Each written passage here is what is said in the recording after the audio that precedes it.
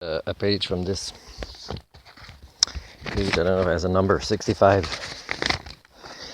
Hey, my theory on HSD, a grand unification theory in the social sciences and humanities, which explains very well our current human condition, the sad future projection that is coming, and also a better description of our past without the human chauvinism blocking our ability to see ourselves as we truly are. So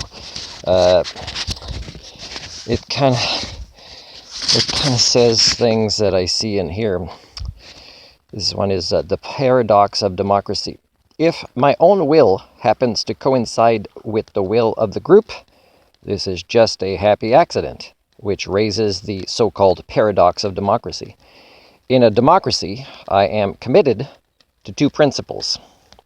One, the will of the majority, the state. Two, my own will. Unfortunately, there is no necessary reason why these two principles should ever coincide.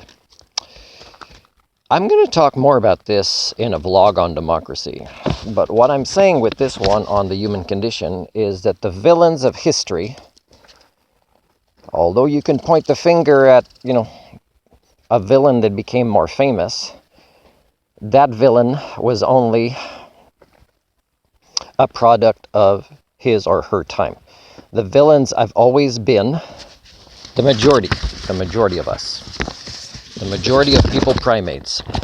And today we see less and less people willing to actually stand up for what's right. We see a lot of people criticize others while they partake in problems. For example, if people complain about how unsafe roads are, why don't they start driving more safely? Why don't they take collision avoidance training? Why don't they call each other and live a transparent life about what defensive driving would look like? If people want to blame pharmaceutical companies for things, why do they not live healthy lifestyles? Why do they not stop buying a lot of useless things from pharmaceutical companies that they would not need if they made efforts to, for example, grow their own wholesome foods? And he's listening to my blog, the little squirrel. I was friends with the fox for the first time yesterday. The fox actually showed interest in me and walked with me a bit, and was wondering if I would give him food, which I wouldn't do, because that would make a wild animal that's supposed to be wild and know how to, in a beautiful forest like this, be able to fend for himself. I don't want to domesticate him. I'm the creator of the theory that explains the dangers of domestication, and a variety of them. So to get back to the point, why are we actually giving power to those that we blame when they are just the product of their time? If pharmaceutical companies that are corrupted give bonuses to people that are they're just as screwed up as the norm, but they were just put in a position where it would require incredible humanity to refuse these bonuses and do the right thing, which is not something our species is capable of. Now, the majority placed in that same situation of elitism would act the same way. And if they say no, then why can't you buy less pharmaceutical products, which is much easier than being put in that position and saying no to the big bonuses? Again, we blame fossil fuel, and yet they're growing because we're consuming more. And it all comes down to, if we are the villains of history, because our species, the message that Robert Pirsig was trying to say, is that we've never really focused on quality as opposed to quantity.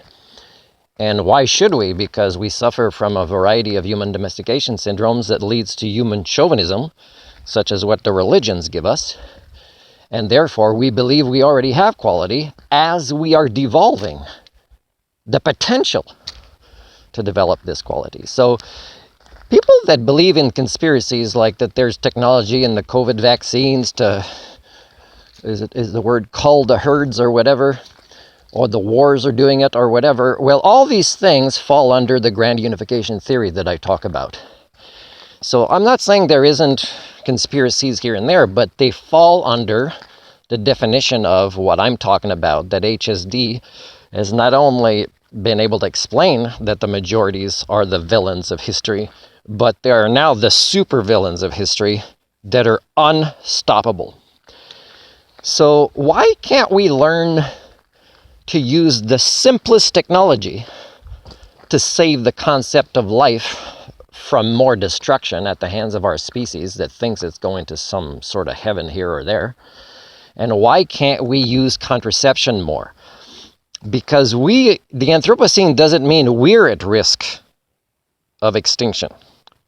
It means that we are putting a lot of other species at risk and further accelerating extinction. Now, of course, that's going to be bad for us, and that's going to hurt many of us. And when people have kids, especially for the wrong reasons, and not trained to be good parents or educators or doctors or politicians for them, then what they're doing is they're accelerating the concept of these capitalistic economies that require more babies to be born and live lives that will be further and further enslaved or suffering in these systems where we are so disconnected from the natural world and from who we really are as a species that we really still don't get that the Anthropocene is about our flaws up here, and we will continue to blame others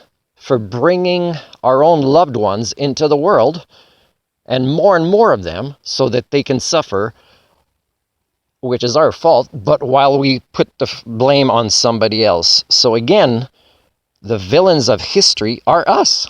We do not want to self-assess objectively, and we want to accelerate putting the blame on others as we are measured behaving being part of the problem.